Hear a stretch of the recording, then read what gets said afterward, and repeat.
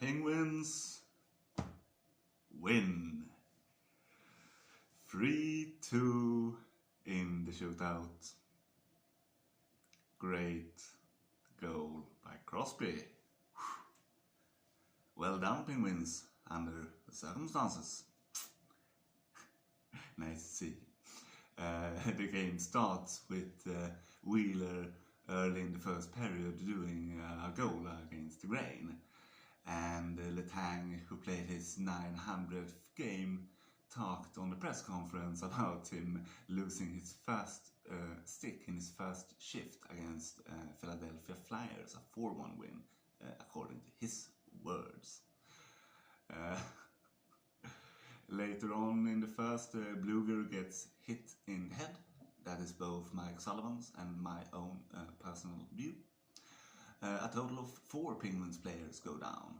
Boyle and Bluger, Rust and McGinn. Rust and McGinn will return in the game, Boyle and Bluger will not. And after the McGinn hit, Boyle stand up for his teammates and probably hurt his hand. And he fights Bellew. Also a bit of a nasty hit. Winnipeg was very physical in this game. 47 hits in comparison to Penguins 9. Both Jarry and Hellebuck had excellent games. I think Jarry did a few more high-end saves, but Hellebuck was just after him in that department, and in total did 36 out of 38 saves compared to Jarry's 27 out of 29 saves and shots. So yeah. So in the second, Connor makes it 2-0. Quite even game, physical, high-went game. My and Sullivan's view, I wouldn't contradict him on that. And Connor and Wheeler especially had excellent games for the Winnipegers.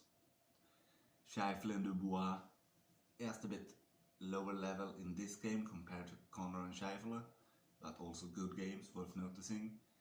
Like Winnipeg played really good. And also worth noticing is that Adam Lowry, the son of the head coach Dave Lowry, in their family they are both good on the PK, and Dave, the coach, was good on the PK in the past. They have the stick at the right place, so yeah, you know, Adam learned from Dave, so no surprise there, I guess. Like Lowry, Kopp and Tanev, when they played together for quite a few years in Winnipeg. And yeah, we had, as we all know, Mr. Tanev here for a few years. And then at the start of the third period, the Penguins broadcast brought up Clarke Gillies. May you rest in peace, and may your family that is left behind feel the support and love from the hockey community.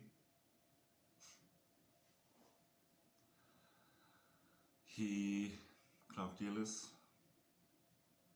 loved to play the piano, to sing, and he had a book of laughs with him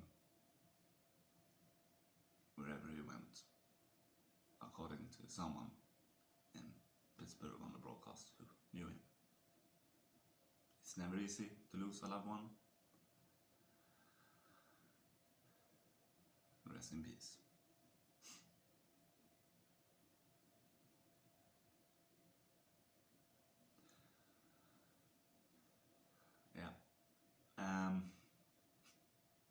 In the third period, Heinen passes to Malkin, who gets it towards goal, and Kapanen steers it in with his foot. It's 1-2. 9 seconds later, it's either Matheson or Marino who, after the starting face-off on the left side of the rink or the west side, pushes the puck toward Winnipeg's zone. I think it's Madison. And Hellebuck goes out to play the puck.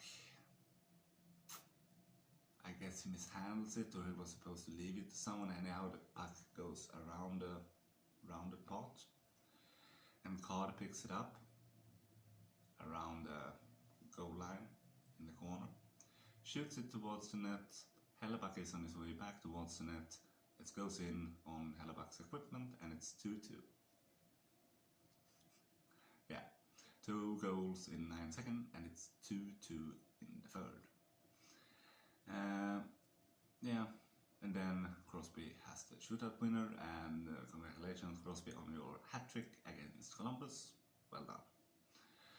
In the game, Penguins had 5 giveaways and Winnipeg had 12, and 14 blocks. 12 to 14 blocks, Winnipeg had 14 blocks. Some more comments from the players. Letang said, in the 2 first periods we did not play the right way, but we corrected it in the third. Kapanen said, Letang is a great defensive defenseman, and I hope he plays another 900 games, which I find a little uplifting. Jarry talked about his consistent approach, doing the same thing every game day, and knowing that you are prepared. Yeah, I wonder who else have a game day routine and is famous for that. I wonder. Sullivan said after the game, it was a high event game. Recently, Penguins has not been as diligent as they like to be.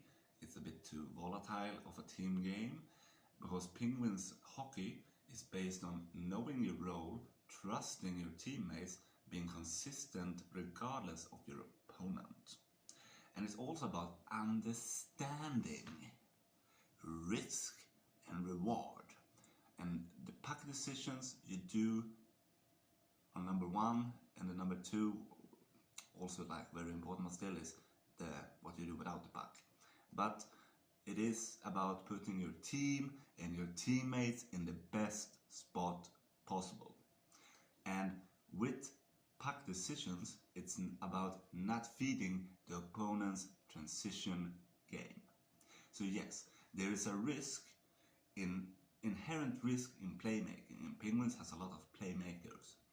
So when Sullivan talks about game management, he talks about, do you have support for the play you want to do? Are you early or late in your shift? Do you have the speed necessary? Are you above the puck or above the play?